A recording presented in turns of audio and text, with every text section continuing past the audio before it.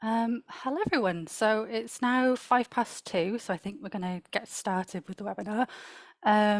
But thank you so much already to everyone for attending, and it's really encouraging to see such a positive response to our new funding call. So welcome. So this is the webinar for our Early Career Research and Development Grants. It's the second year we're running it, and we're based at the ESRC Vulnerability and Policing Futures Research Centre.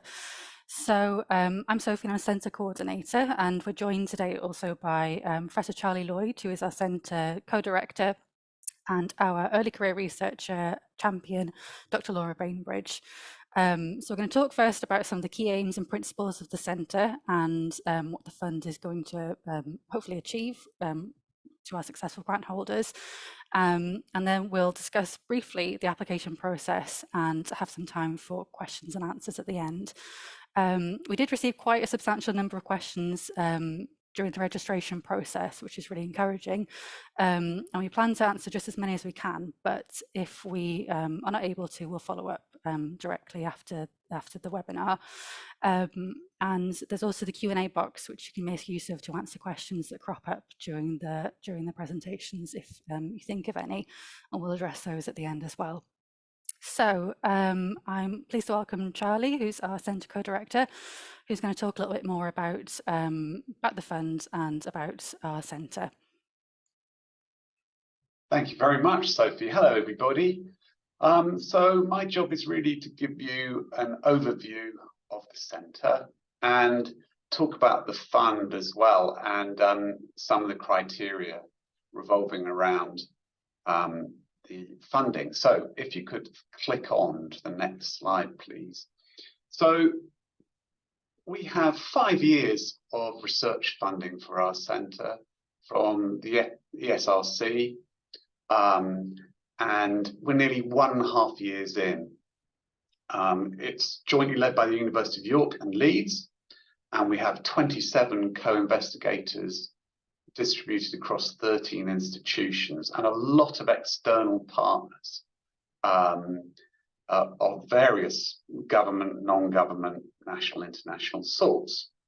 In terms of what our overall sort of mission is, we're exploring how vulnerabilities are produced, compounded and mitigated by policing. That's really our strapline. And we're developing new understandings of vulnerability and opening up co-produced research, which I'll come back to, across different disciplines. We're examining specific places. So we have a really strong place-based program, and we're also looking at particular problems, such as county lines and homelessness.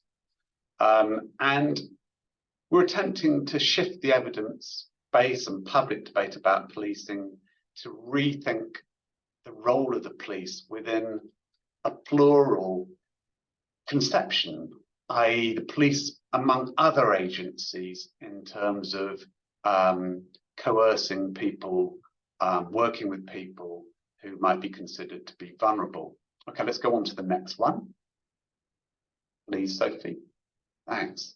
So in terms of our approach, we're taking an integrating approach to our research in terms of data, methods and disciplines.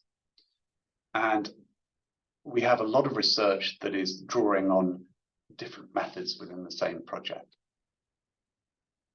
We have a strong emphasis on co-production with service providers, other stakeholders, but also with vulnerable populations. We have a strong emphasis on lived experience with our program. We have an emphasis on responsible innovation, so experimenting in responsible and ethical ways and learning from so doing, and a strong focus on actionable knowledge relatedly. So it's a very applied program of research, I would say.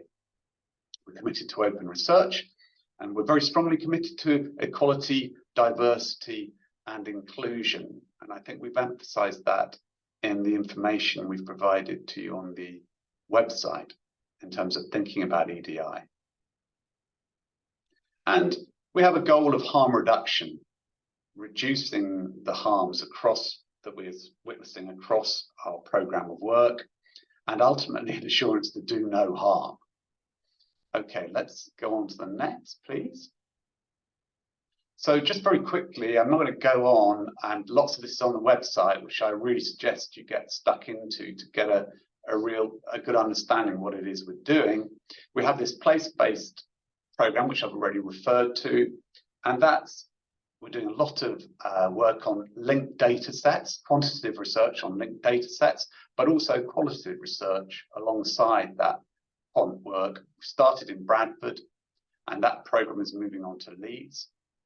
And then we have this problem-oriented program looking at specific issues.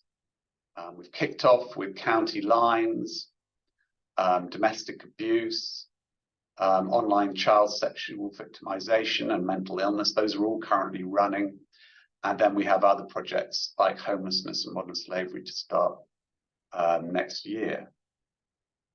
And then finally at the bottom there, we've got public engagement.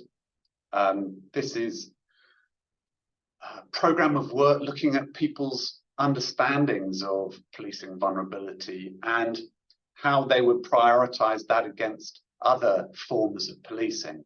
And we'll have 2 nationally representative surveys that we're currently designing, the first of those, and a lot of focus group work as well. Okay, let's have the next, please. Thank you. So moving on to the ECR Development Fund. The aims are to build research capacity and capability to tackle current and emerging challenges related to vulnerability in policing. And I would say that, you know, when we wrote the proposal originally, we had this really strong emphasis on ECRs. We felt that this was, with such a major investment from the SRC, we wanted to make a contribution to the future in this field, not just wheel out aging professors like myself to do predictable research projects. Perhaps I think that's a little unfair, but we really want to make sure that we would invest in future research and widen capacity in the field. So this is where this program is coming from, and we aim to support research, this research led by UK-based ECRs, that we want to generate new knowledge, which embeds innovation, demonstrates effective partnership working to facilitate both co-production and impact planning, and seeks to generate follow-on research funding through grant applications. So a lot of these things that we've already been talking about in terms of our overall mission, but specifically with these grants, we're looking to for there to be an aftermath, for there to be further work that leads on from these individual projects. We want this work to be aligned with the strategic priorities of our centre, and it needs to complement but not duplicate the work of the centre. I don't think that'll be a surprise to anyone. And we want it to advance the centre's values and principles. And I recommend that you check those out online. Okay, next please. So this fund seeks to encourage co-production, which I've already touched on. And we're thinking about co-production with service providers, the police, NGOs, but also co-production with vulnerable groups. Now, we can't do that all of the time because people's views in these areas may be very different. So we're aware of, the co-production is a strong priority for us, but we're not simplistic about how easy that is to do. Teams and approaches that are multidisciplinary. So we want to fund teams that are multidisciplinary or interdisciplinary. And we want to fund applications that explicitly address equality, diversity, and inclusion. We emphasised this in the last round, And quite a lot of applications didn't really touch on this, and it really is a strong priority for us. We want applications that have the potential to secure long-term follow-on fundings, that I've said, or are scalable across other partners, and applications that have high potential impact. So this applied research emphasis that I made earlier, and identifying those pathways to impact, including by explicitly considering the translation and application of the research findings for policy and or practice, and how these might best be secured. So then that process needs to be thought through. We also would like to see leverage of matched commitments, contributions, and where appropriate resources, either cash or in kind, from the organizations that you'd be working with. Next, please. So successful grant holders from our end will be provided with financial and logistical advice. I mean, so, you know, we have a great team of professional support staff here, and so far as we can, we are looking to support successful applicants in terms of working out their finance on these projects and other logistical issues. These projects need to be led by an ECR as principal investigator. Whatever other academics or people working in other agencies are working with that person, it has to be led by an ECR PI. I mean, that goes obviously to the heart of our mission here. We will look to provide capacity building and support for ECR project leads, and Laura Bainbridge, one of our co-Is, is our ECR champion, and she'll be telling you a bit about that support in a little while. And I think that's a real value, that, you know, that we're able to create networks of these early career researchers and bring them together. And that's worked very well with the first cohort, but Laura will say more about that. And we will look to support PIs to develop engagement, impact, networks, follow-on plans that maximize the reach and significance of the research. So we have real expertise here, and we'll be able to help when it comes to thinking about the impact and the outputs and media coverage and so on. Next, please. So on eligibility, the PI must be employed at an eligible UK-based research organisation. And if you go through the information on our website, you'll see a link to the UKRI website, which gives a full, very clear list on what a UK-based research organisation means. A PI must be able to confirm the support of his or her institution to enable you to fulfill the commitments of your project. So again, it's very explicit in all the online advice that you need the support of your institution. And to be an ECR as defined by the UKRI, it means that you either hold a PhD and are within 8 years of passing your Viva, or are within 8 years of equivalent professional training. That is the phrase that's used by UKRI, and I'd be the first to admit that that's a little vague, but it might be something that we can talk about, or that I can address when we get to the questions. And you will need to be within 6 years of your first, or you should be within 6 years of your first academic appointment. And that means full or part-time paid employment that lists research or teaching as primary function. Next, please.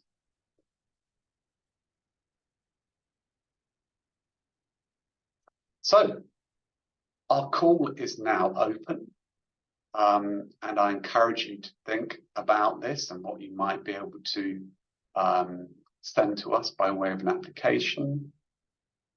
We're going to have 4 of these calls. We've had 1. This is our second, and we'll have 2 more. And we have research grants of up to 25,000 for 12-month projects. And these are to be projects led by collaborative teams, led by the early career researcher, but alongside other possibly academics, certainly at least one NGO or one partner from policy or practice. Grants to run from May 2024 to April 2025.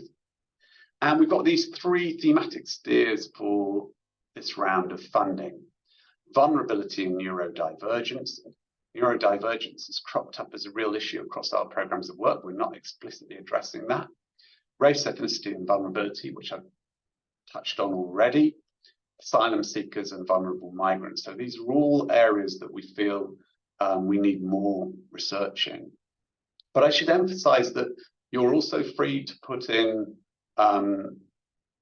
applications for projects that will be on vulnerability and policing more generally. And when we get them, we'll be assessing them on their merits in the usual way. So don't feel you can't put in an application that's relevant to us, but not on one of those 3 themes. The deadline for applications is Monday, the 15th of January. Next year, of course. Okay, is that my final slide? It is. So we're handing over to Laura now. Hi, thank you. Good afternoon, everyone. So I'm Dr. Laura Bainbridge. I'm a lecturer in criminal justice in the School of Law at the University of Leeds, a Centre COI and the Centre's ECR champion. And yes, I know what you're thinking. ECR champion really is the best job title. So my role is to ensure that ECRs that are internal to the centre, are fully supported and have access to dedicated mentoring and training to enable them to become future research leaders. But in addition, my role is to support ECRs who are delivering projects as funded by our ECR development grant scheme. Now, to do this, I oversee a programme of structured support that's available to all PIs in order to enhance their skills and confidence in relation to things like project management, securing research impact, and bidding for larger grants going forward. So in essence, our ECRs are not thrown in at the deep end. They're offered a range of training and advice to facilitate their professional development. Now, as you'll be aware, our first cohort of PIs are currently delivering their projects. They're all going really well. And to date, they've received one-to-one support from me, and they attend monthly peer support meetings where we troubleshoot any emerging issues and just get to know each other a little bit better. They've also received specialist training around EDI, managing a team, and building long-term collaborative partnerships. And there's still a lot more training and support to come as the projects move through different stages and processes. Now, what we'll offer during the next round of funding, it may mirror this or it may be completely different. So the support plan that I'll produce, it'll be bespoke and tailored to the PI's needs. And as you can see, hopefully from this slide, I was going to check it's there. Yep. There are numerous people aligned to the centre who are able and willing to share their knowledge and insights across a range of domains. So I think in short, we walk alongside our PIs just to ensure that they have a really positive experience of leading a project for the first time, and to ensure that the learning that they attain will work to prepare them to deliver, much more ambitious studies in the future. That's all from me. Back to you, Charlie.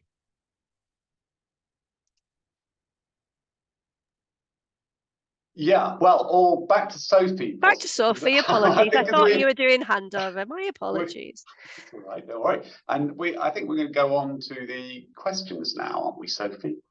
I'm just going to say a couple no. of words about the application process, but it's definitely not the most exciting part of the webinar, so be really, really brief here. All this information is available on the website, but this is just kind of a complete breakdown of what happens from kind of pretty much from now until confirming the outcomes of the grant. So we encourage everyone to kind of read and download the guidelines.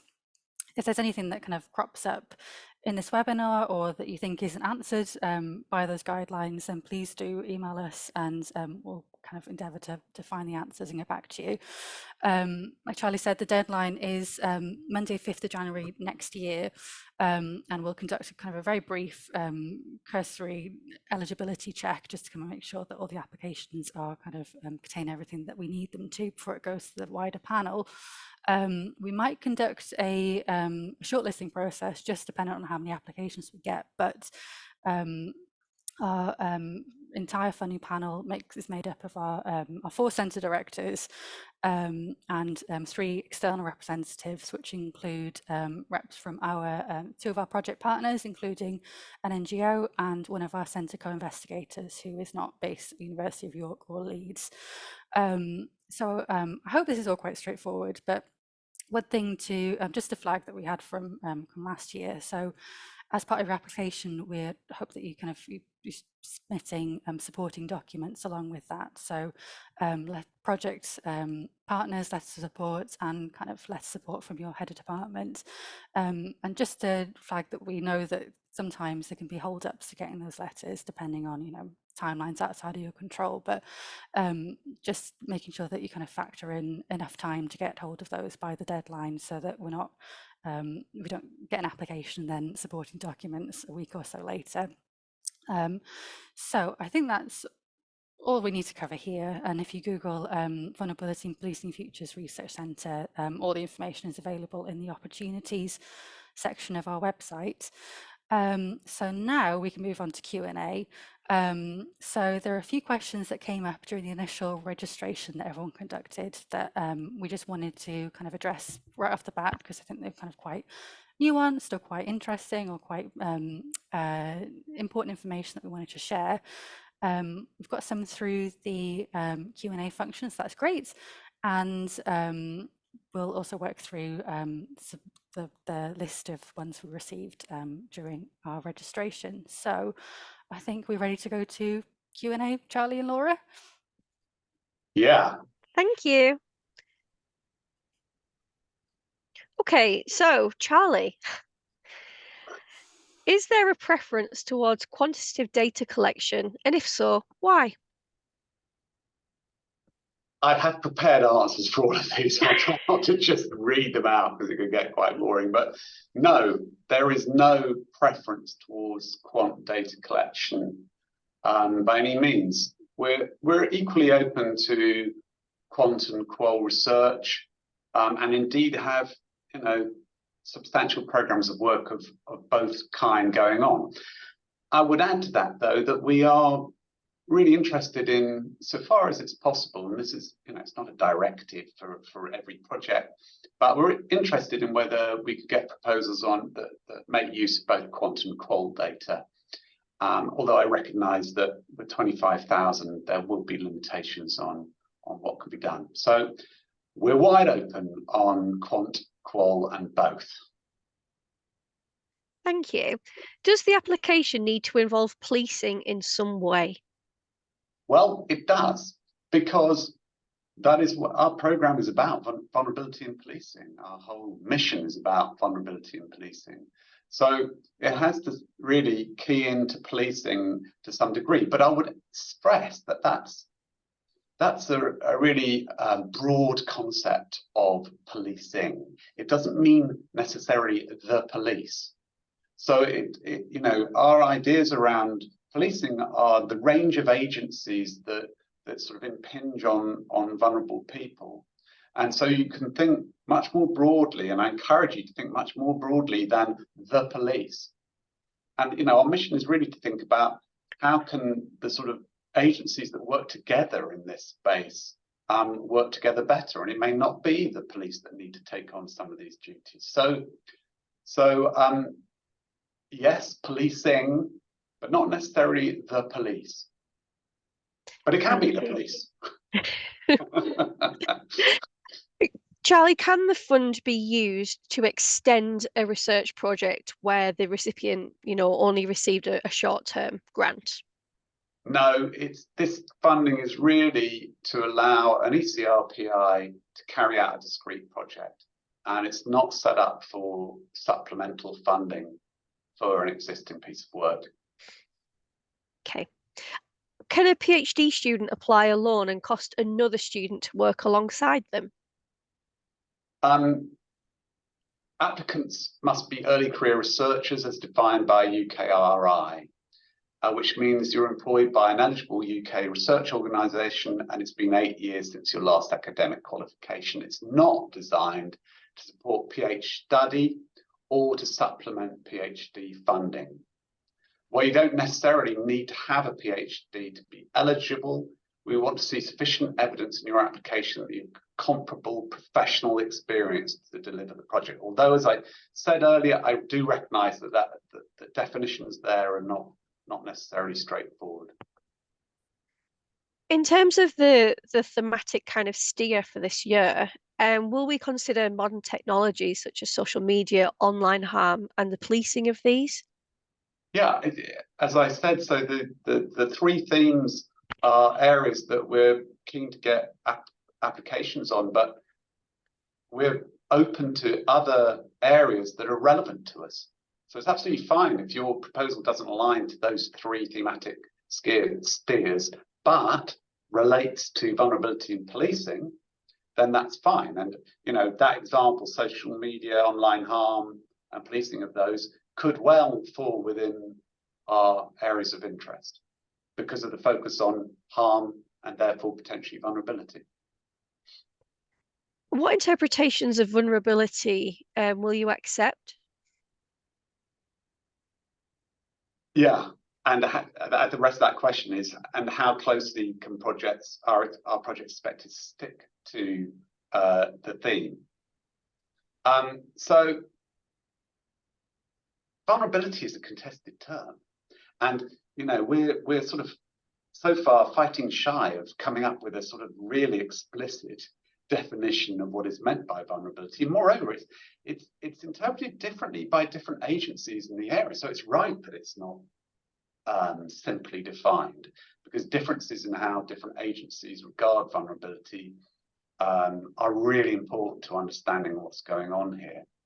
So we're open to applicants defining vulnerability in their own terms. And I encourage you to do so, to think about what that means and what it would mean in the context of your proposal. Perfect. So are you eligible as an ECR if your highest qualification is a bachelor's degree and you've worked at a research charity for 1 year and permanently at a research institute for 9 months? Okay, it's a very specific question. So the UKRI stipulation is that an ECR would hold a PhD or equivalent professional training, which is a phrase that I've already drawn attention to. That requires some interpretation, but for this example, I think 1 year and 9 months would not be equivalent to a PhD.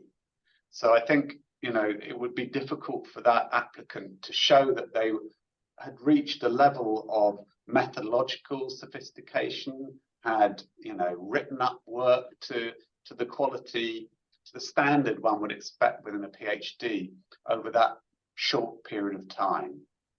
So that's what we will be applying. We'll be thinking about a PhD, what that involves, and in terms of the experience that applicants have, if they don't have a PhD, whether that would equate with the sort of sophistication we would expect of someone that's completed their PhD successfully.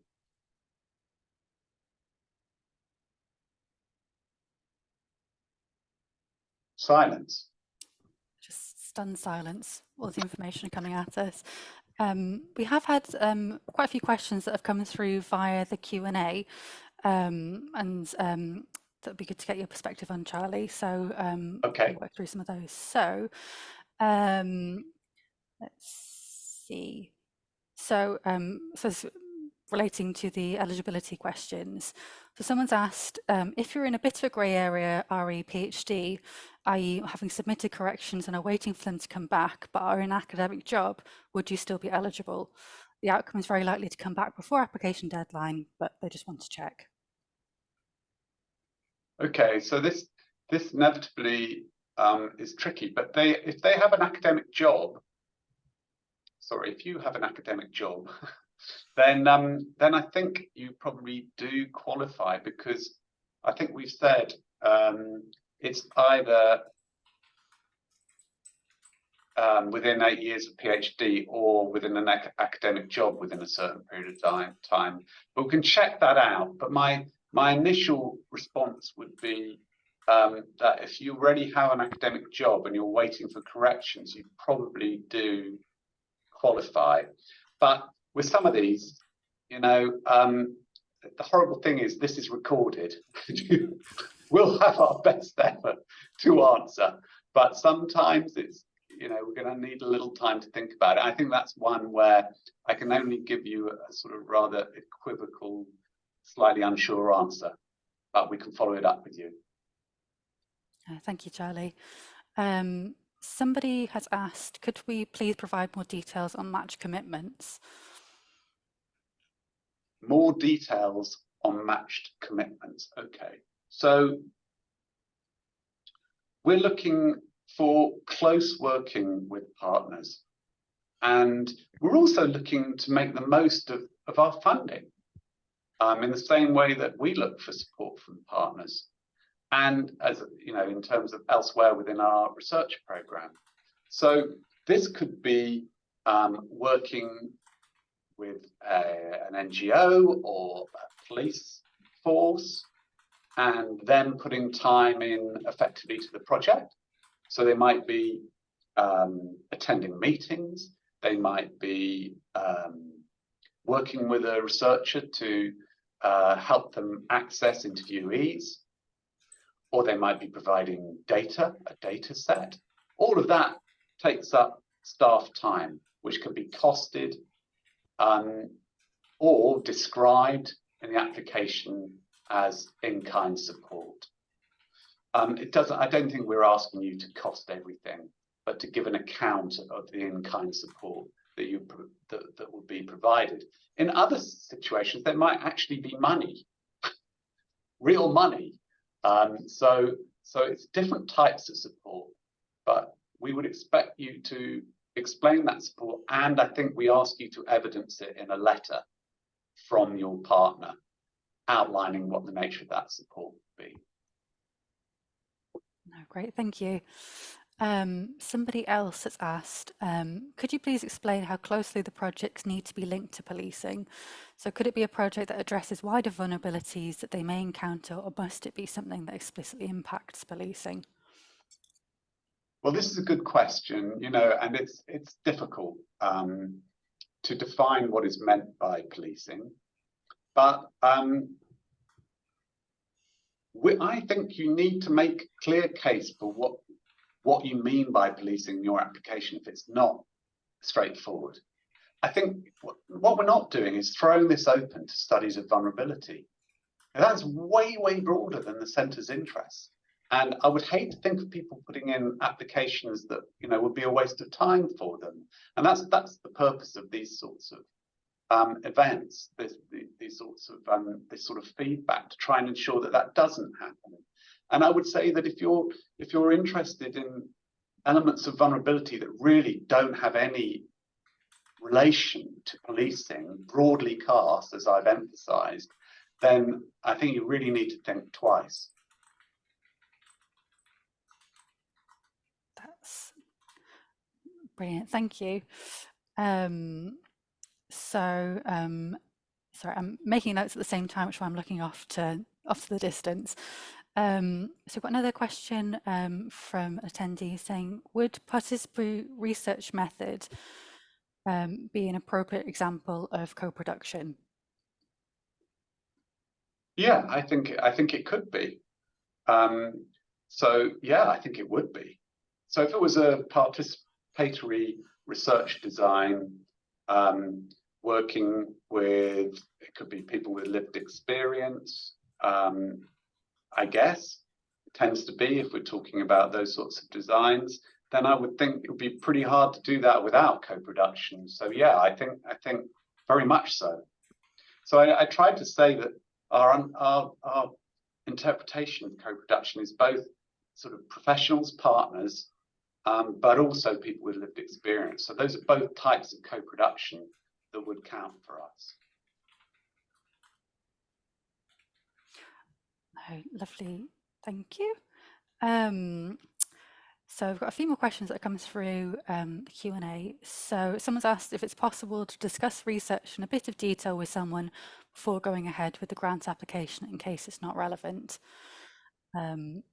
Yeah, I think we've got to be careful here because, you know, we've got lots of people interested in this call and we have limited time, and we also need to be really fair.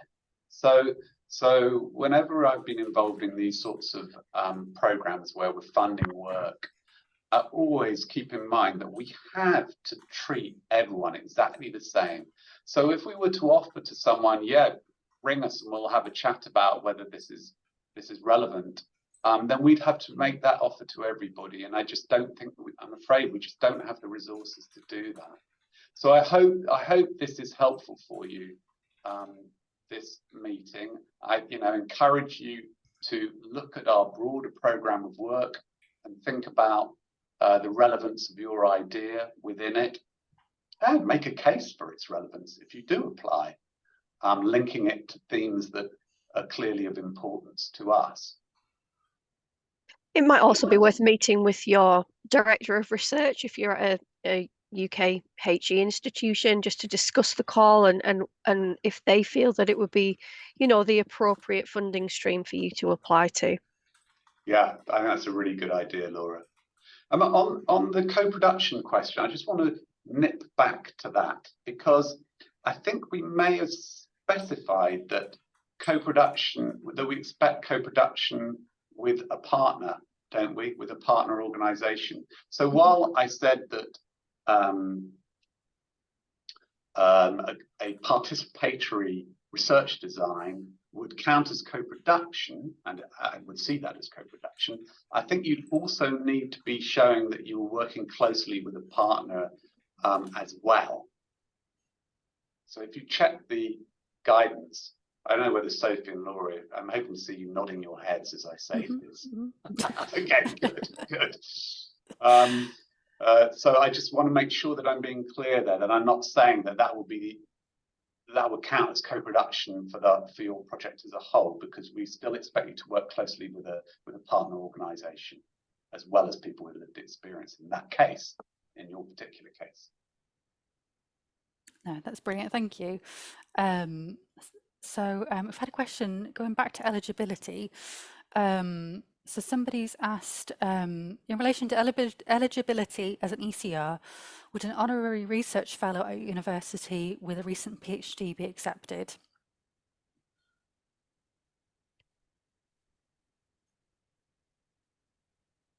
So this is a question of, we want our ECRs to be employed by a research organisation.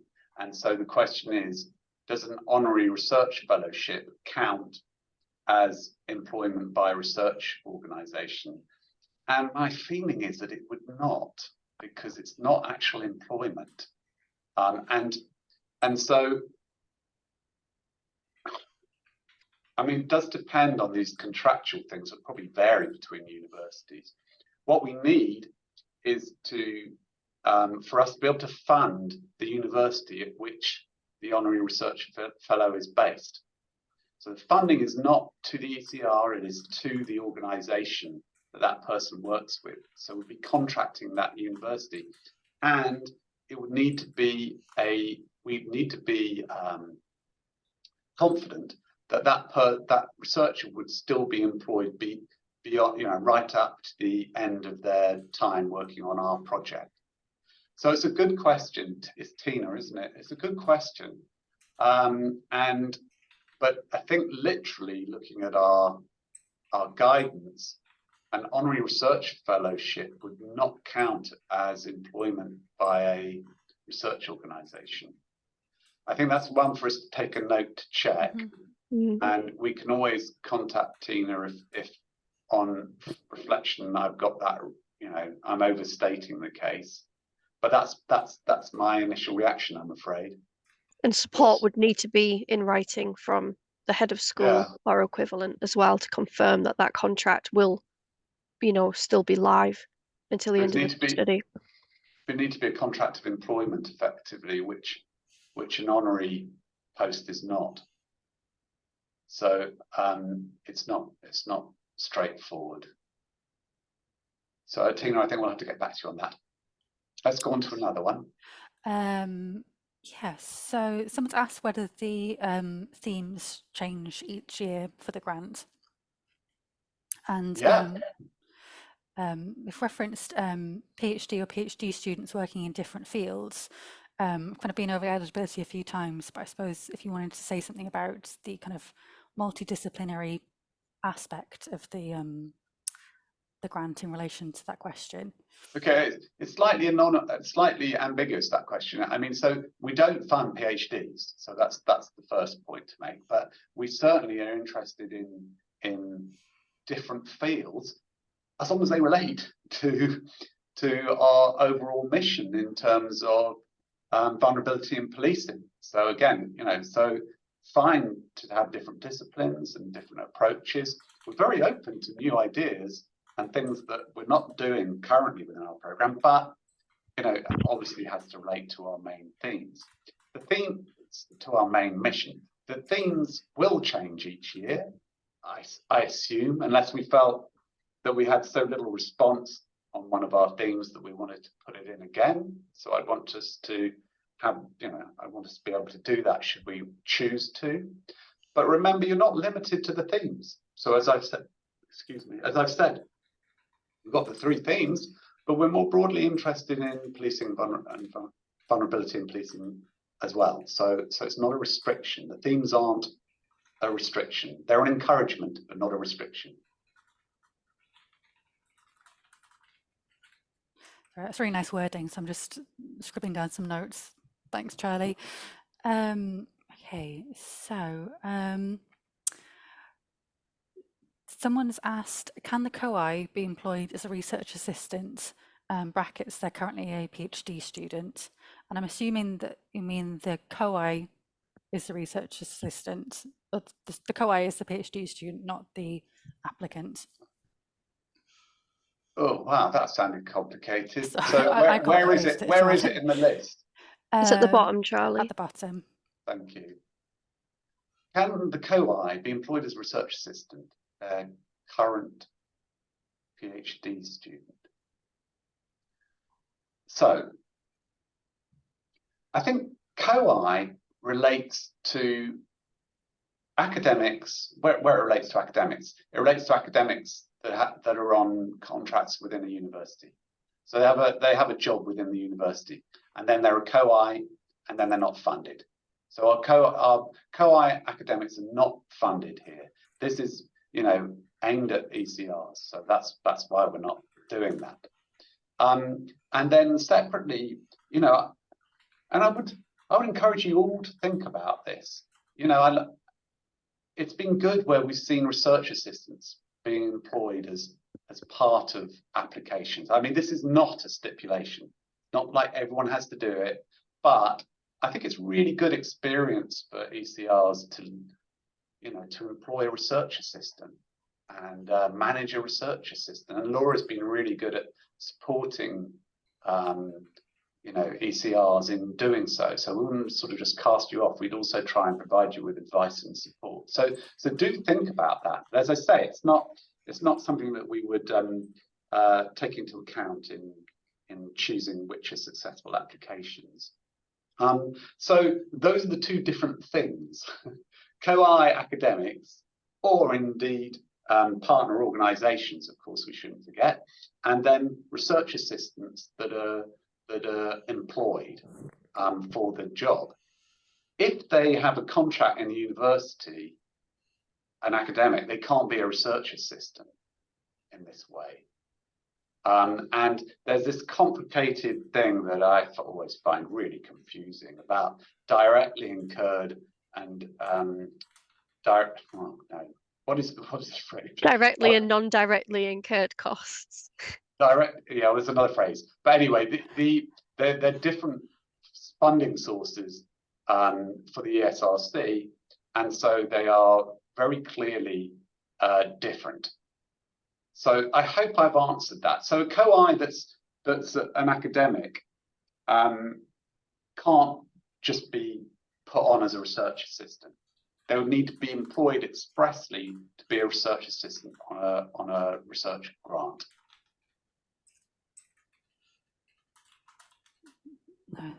Thank you.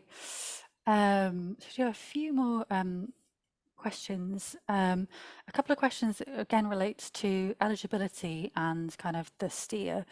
So someone's asked, can a current PhD student apply but is employed by a research organisation with experience of research in themes of vulnerable groups for over 3 years, and has worked as a lived experience researcher, but I've kind of spoken quite a bit about eligibility and what counts as eligible.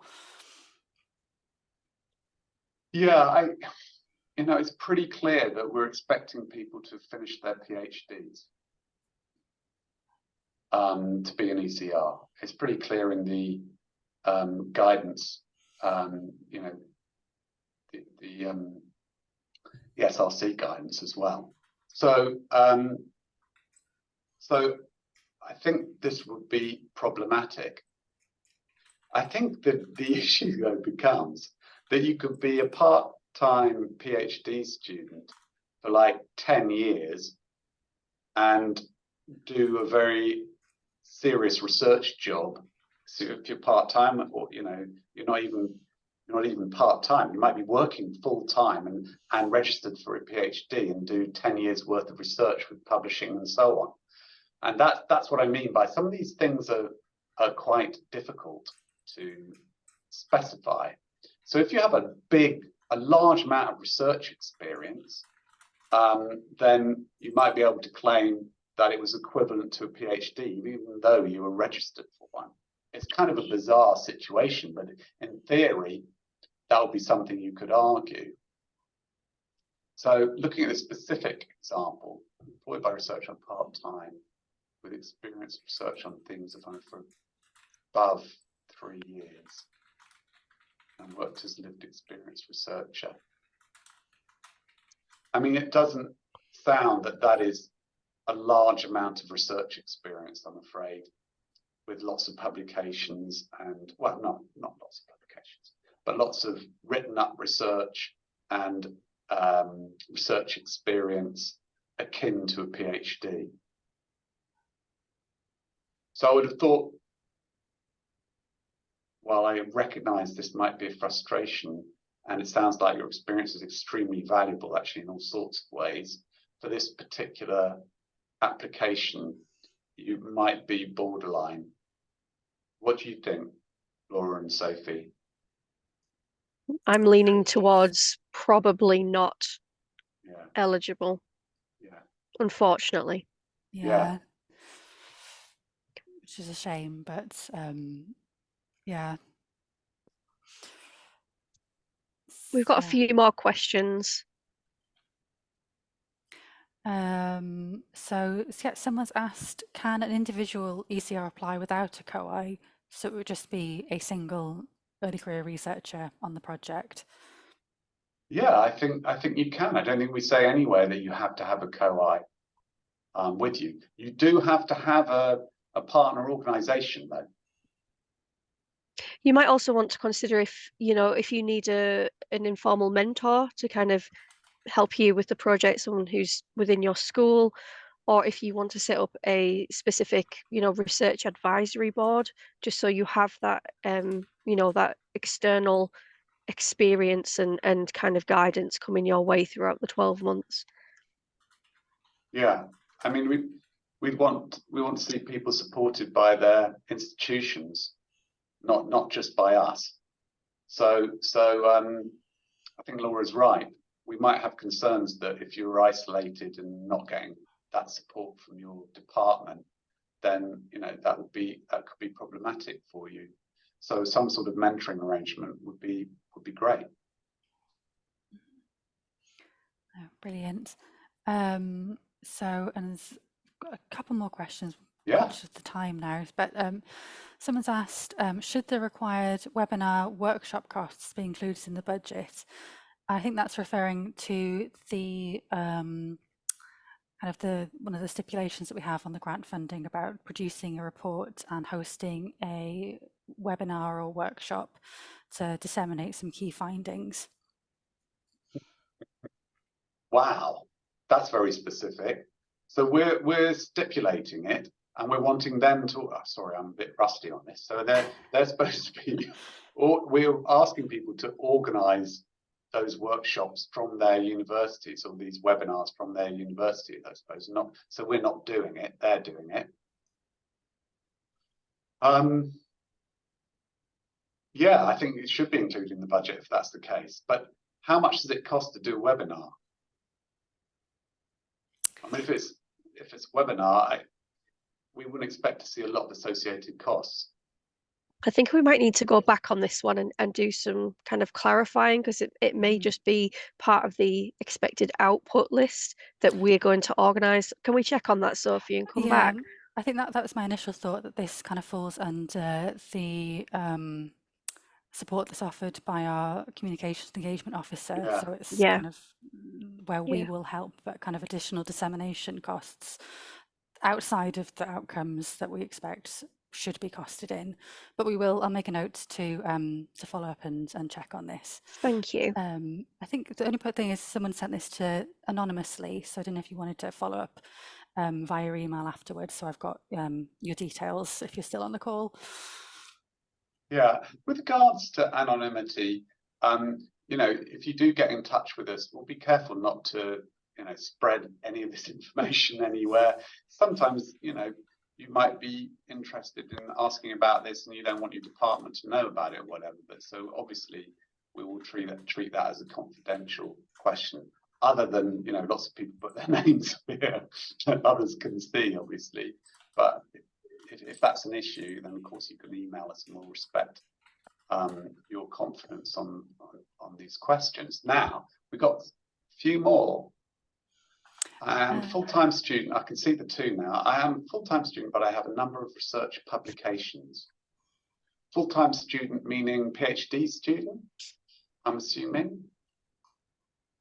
Again, that's, we expect you to have a PhD or the equivalent training. And I don't think, that's how it's defined, professional training. But I don't think that just publishing research is the same as the skills that we expect and the sophistication we expect of someone that's done a PhD and completed a PhD.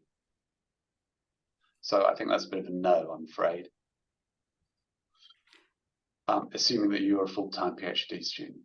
I'm a virologist and my research has an element of lab work, but the project I am planning is closely related to immigrants, but no policing. Can I apply? Well, that's sounding unlikely, I would say. Not because of virology and lab work, but because it's not linked to policing. I mean, we mean it when we say we're interested in different disciplines and multidisciplinary work, but we're definitely interested in policing. So I'm afraid whatever aspect of immigrant virology you'd be interested in doesn't sound like that's going to work for this program, I'm afraid.